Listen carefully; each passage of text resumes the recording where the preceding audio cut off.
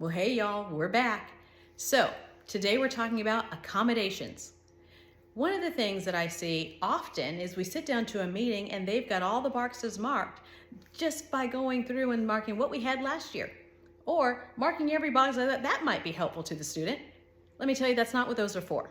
Let's get into accommodations. So accommodations are what's going to help that student to learn the skill and boost them up while they are learning whatever skill set is generally required.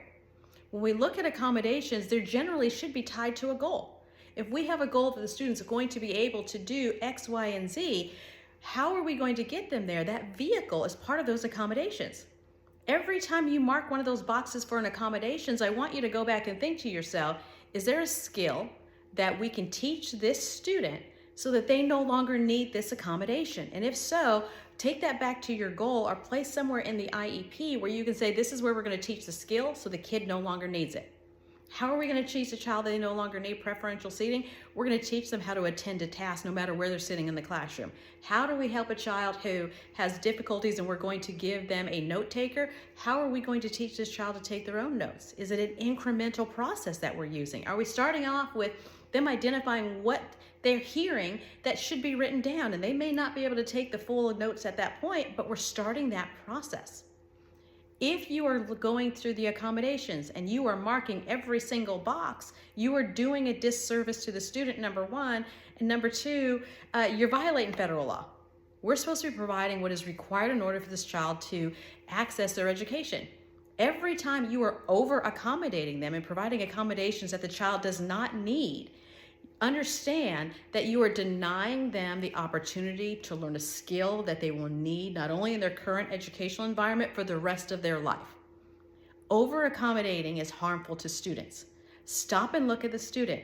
What does this child need in order to access their education?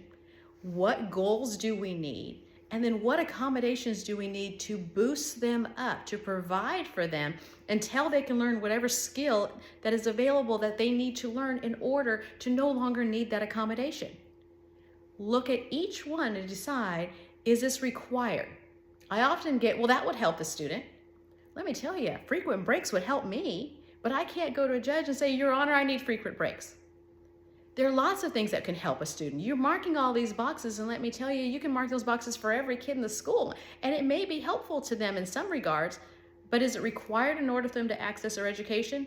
And will providing it turn into an opportunity for this child not to learn a skill set that they need?